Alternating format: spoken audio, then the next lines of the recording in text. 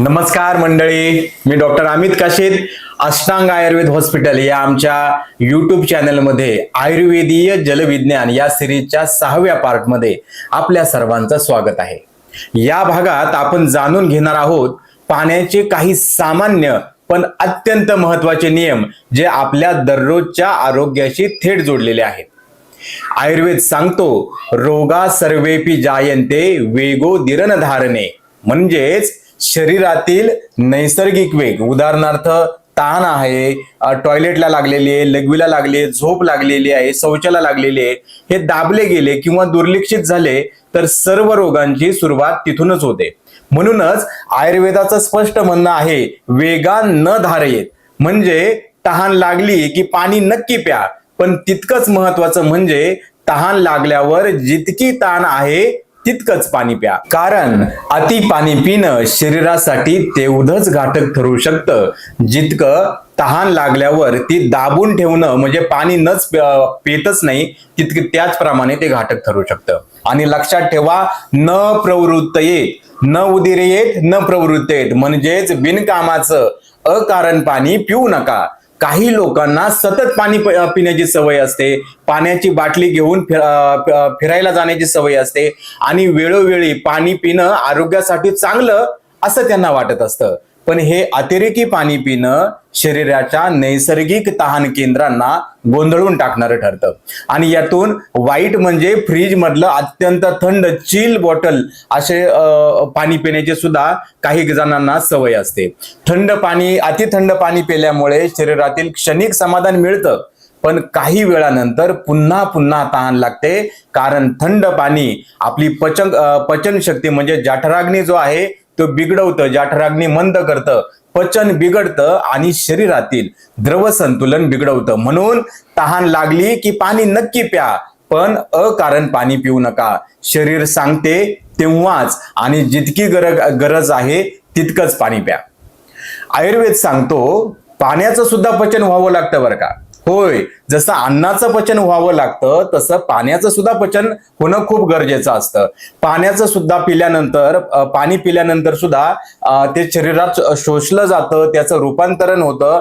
पण जर आपण दीर्घकाळ अति प्रमाणात पाणी पिण्याची सवय लावली आणि ते पाणी योग्य प्रकारे पचतच नसेल तर तेच पाणी शरीरात अपक्व म्हणजे अनप्रोसेस स्वरूपात राहू लागतं आणि हे अपाचित पाणी शरीरातील विविध ठिकाणी साचतं आणि त्यातूनच अनेक प्रकारच्या रोगांची निर्मिती होते. जसं शरीर सुजणे, हातापायाला, चेहऱ्याला सूज येणे, संधिवातासारखे आजार असतील, थायरॉइडच्या संदर्भातील तक्रारी असतील, पाळीच्या संदर्भातील तक्रारी असतील, वजन वाढणं असेल, मेदवृद्धी असेल किंवा अतिस्थौल्यतेच्या संदर्भातील तक्रारी असतील आणि हळूहळू डायबिटीस सारख्या आजारांचं बीज शरीरात तयार होतं. थोडक्यात सांगायचं तर जेव्हा पाणी पचन न होता शरीरात साचतं तेव्हा ते अमृत न राहता विषासारखं काम करतं. म्हणूनच पाणी योग्य प्रमाणात, योग्य वेळी आणि योग्य पद्धतीनं पिणं हेच शरीरासाठी खऱ्या अर्थाने औषध आहे. आपल्यापैकी अनेकांना असं वाटतं जास्त पाणी पिणं म्हणजे आरोग्यासाठी हे चांगलं असतं. कोणीतरी सांगितलंय म्हणून, कधी पोट साफ करण्यासाठी, कुठल्या डॉक्टरांनी सांगितलंय म्हणून भरपूर पाणी प्या, हिरव्या पालेभाज्या खा म्हणून तुम्ही पाणी पिताय, किंवा कुठल्या तरी व्हॉट्सअपवरती मेसेज करत असतात आणि म्हणून तुम्ही पाणी पित असतात. काही जण म्हणतात 4 ते 5 वर्षापूर्वी त्यांना मूतखड्याचा त्रास झाला होता आणि तेव्हाच पासून ते जास्त प्रमाणात पाणी पिताय. फ्लशिंग ऍक्शन होते, त्याच्यामुळे खडे पडतात असं त्यांना कोणीतरी सांगितलेलं असतं. पण खरंच ह्या सगळ्या गोष्टी खऱ्या आहे का, याच्यात सत्यता आहे का? कारण आपण पाणी पितो, काही ते डायरेक्ट किडनीत जातं असं होतं का? नाही ना. अहो, आपण जे पाणी पितो ना, तो द्रव पदार्थ पितो, तो आधी आतड्यांमधून म्हणजे इंटेस्टाईन मधून शोषला जातो, तेथे ते त्याच्यानंतर तो रक्तामध्ये मिसळतो आणि ते रक्त पुढे जाऊन हृदयाकडे जातं. हृदय त्या रक्ताला संपूर्ण शरीरात पंप करतं आणि त्यानंतर ते रक्त किडनीकडे शेवटचा स्टॉप म्हणून जातं आणि तिथे ते फिल्टर होतं. त्यातून काही पाणी मूत्राच्या स्वरूपात शरीरातून बाहेर टाकलं जातं.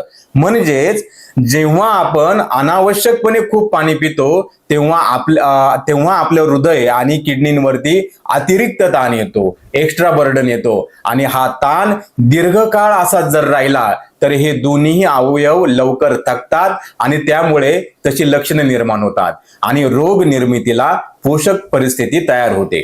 आयुर्वेद सांगतो अति सर्वत्र वर्जयेत, म्हणजे अति काहीही करू नये. मराठीत आपण म्हणतो ना हो, अति तेथे माती. याच तत्वानुसार अति पाणी पिणं ही शरीरासाठी हानिकारक ठरतं, कारण शरीरातील प्रत्येक अवयवाला त्या अतिरिक्त पाण्याचं व्यवस्थापन करण्यासाठी अतिरिक्त काम करावं लागतं आणि त्यामुळे त्या अवयवांवरती ताण येतो. म्हणून पाणी नेहमी आवश्यक तेवढं आणि योग्य पद्धतीनेच प्या. पाणी पिताना भांड ओठाला लावून हळूहळू पाणी प्या, बसून पाणी प्या, वरून डायरेक्ट पाणी ओतू नका. पाणी पिताना भांड ओठाला लावून पाणी प्यायचं आहे, डायरेक्ट वरतून प्यायचं नाहीये. ही गोष्ट ध्यानात ठेवा, कारण वरून ज्यावेळेस आपण पाणी ओततो त्यावेळेस ते पाणी आपण किती पाणी पितो हे आपल्याला लवकर कळत नाही आणि ज्या 2 घोटांमध्ये अनावश्यक प्रमाणामध्ये जी हवा ती पोटात जाते आणि कालांतराने काही वेळाने पोट फुगतं आणि त्यामुळे विविध व्याधी निर्माण होतात. तुम्हाला अस्वस्थता वाटते, म्हणून भांड ओठाला लावून पाणी प्या. थोडक्यात पाणी जितकं जीवनदायी आहे तितकंच अति प्रमाणात पाणी पिणं हे घातक आहे. पाण्याचं समतोल हेच संतुलित शरीराचं रहस्य आहे. आयुर्वेद सांगतो अति पाणी हे स्वतः रोग निर्माण करतं आणि आधीच असलेले जे रोग आहेत शरीरामध्ये ते सुद्धा वाढवतं. त्यातही विशेष म्हणजे प्रमेह म्हणजे डायबिटीस सारख्या आजारांमध्ये पाण्याचं अतिसेवन हे खास विशेष करून खूप शरीराला हानिकारक ठरतं. कारण आयुर्वेद सांगतो पाणी हा क्लेद निर्माण करतो. क्लेद म्हणजे ज्याच्यामध्ये चिकटपणा आहे, ज्याच्यामध्ये स्थैर्य म्हणजे स्थिरता आहे, आर्द्रता आहे. हा क्लेद शरीरात वाढला की शरीरात कफ वाढतो, मेद वाढतो, स्निग्धता वाढते आणि इतरही दोष वाढतात आणि त्यामुळेच डायबिटीस, थायरॉइड, स्थूलता, किडनीच्या संदर्भातील विकार आहेत ते निर्माण होतात. आपली किडनी म्हणजे शरीराची गाळण आहे हे ध्यानात ठेवा. जसं आपण चहा गाळताना फक्त चहाच कपात पडतो आणि जी सगळी चहा पावडर आहे ही सगळी त्या गाळणीमध्ये अडकते ना, अगदी तसंच आपल्या शरीराचं सुद्धा आहे. आपली किडनी रक्त गाळताना रक्तातील पाणी वेगळं करते, पण त्यातील जे क्षार आहे, सॉल्ट आहेत, मिनरल आहेत, हे इतर जे घटक आहेत ते गाळणीत म्हणजे किडनीत आपोआप अडकतात. आता विचार करा, जर आपण सतत अनावश्यक प्रमाणात पाणी पित राहिलो तर त्या किडनीला तेवढंच जास्त काम करावं लागतं ना, आणि त्या किडनीत क्षार अडकणारच आहेत ना, मग मूतखडे कमी होतील की मूतखडे वाढतील? म्हणूनच आपण बघतो मूतखड्याचं ऑपरेशन झालेल्या अनेक पेशंटमध्ये, लोकांमध्ये काही महिन्यातच तेच खडे पुन्हा निर्माण व्हायला सुरुवात होतात. कारण आपण फक्त परिणामांवरती उपचार करतो पण कारणांचा तर विचारच करत नाही. अहो, रोगी अवयवांना सुद्धा विश्रांती हवीच की हो. किडनीतील खडे असतील, ज्याला आपण मूतखडे म्हणतो, तर अनेक जण जास्त पाणी प्यायल्याने खडे पडतात असं समजून विनाकारण अति प्रमाणात भरपूर पाणी पिण्याची सवय लावून घेतलेली असते. पण विचार करा, ती किडनी आधीच आजारी आहे, थकलेली आहे, ती सतत प्रयत्न करत असते ना त्या खड्याला बाहेर काढण्याचा, आणि अशा वेळेस जर आपण सारखं पाणी पिऊन अगदी लघवीचा धबधबाच किडनीमध्ये जर काय चालू ठेवला तर त्या आजारी किडनीवरती आणखीनच ताण पडणार नाही का? किडनीला सुद्धा विश्रांती हवीच ना. आजारी किडनीला सतत अति पाणी पिऊन सतत अति काम करायला लावणं म्हणजे तिचं आयुष्य कमी करणं असं वाटत नाही का हो? अति पाणी पिणं म्हणजे किडनीला विश्रांती न देणं, तिच्यावरती अन्याय करणं असंच होतं. अहो, विचार करा बरं, तुमच्या पायामध्ये काटा घुसलेला आहे, तुम्ही काय तो पाय दाबून चालाल की तो थोडा वेळ उचलून चालाल? त्या पायाला थोडीशी विश्रांती द्याल. तुमची उजवी दाढ दुखते, खूप दुखते, तुम्ही त्या दाढेने खूप चावून खाल की तुम्ही विश्रांती देऊन डाव्या दाढेने खाल? तुमचा डोळा दुखते, काय कराल? तुम्ही गॉगल लावाल, डोळे मिटून थोडीशी विश्रांती द्याल. तुमचा कान दुखतोय, तुम्ही मोठा आवाज टाळाल. पोट दुखतोय तर उपवास कराल, लंघन कराल, जड जेवण टाळाल, बरोबर ना? कारण शरीराला आरामाची गरज आहे हे तुम्हाला माहित आहे. हो, तुम्हाला माहितीये. मग किडनीने काय घोडं मारलंय बरं? अहो, तीही एक आपला अवयवच आहे ना. जेव्हा ते आजारी असते तेव्हा किडनीला सुद्धा आराम, विश्रांती आणि संयम रूपी उपचाराची गरज असते. अति पाणी पिल्यामुळे केवळ मुतखडेच नाही तर डायबिटीज, किडनीचे विकार, रक्तदाब म्हणजे बीपीच्या संदर्भातील तक्रारी, थायरॉइडच्या, घशाच्या संदर्भातील तक्रारी, डोळ्याचे आजार, सर्दी आणि कफ विकार हे सर्व विकार हळूहळू वाढू लागतात. आणि इतकंच नव्हे, अति पाणी पिल्यामुळे भ्रम म्हणजे वारंवार चक्कर येणं, मानसिक ताणतणाव हे विकार सुद्धा निर्माण होतात. कारण पाण्याचा शीत आणि द्रवगुण मेंदू आणि स्नायूंच्या कार्यावरती थेट परिणाम करत असतो. म्हणूनच पाणी हे जीवन आहे, पण ते योग्य प्रमाणात आणि योग्य वेळी घेतलं तरच ते अमृत ठरतं. अन्यथा तेच पाणी शरीरातील सर्वात सूक्ष्म स्तरावर रोग निर्मितीचं मूळ कारण बनतं. आरोग्य ही संपत्ती आहे आणि आयुर्वेद ती ही जपण्याची संस्कृती. आपण ही संस्कृती एकत्र जगायला हवी. तुम्ही या प्रवासाचा भाग आहात, हीच आमच्यासाठी मोठी प्रेरणा आहे.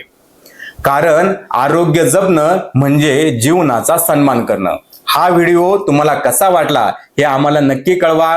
व्हिडिओ आवडला असेल तर लाईक करा आणि मनाला जर भिडला असेल तर तुमच्या मित्रमैत्रिणींना, आप्तेष्टांना नक्की शेअर करा.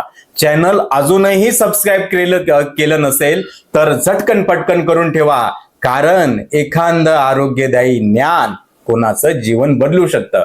आयुर्वेदाचं खरं ज्ञान आणि आयुर्वेदाचं खरं समाधान आपण एकत्र सहजपणे आणि मनापासून शोधत राहू. आणि हो, जर तुम्ही कोणत्याही उपचारासाठी किंवा वैद्यकीय सल्ल्यासाठी संपर्क साधत असाल तर निसंकोचपणे खालील क्रमांकावरती कॉल करा. तुमच्या विश्वासाबद्दल मनापासून खूप खूप धन्यवाद.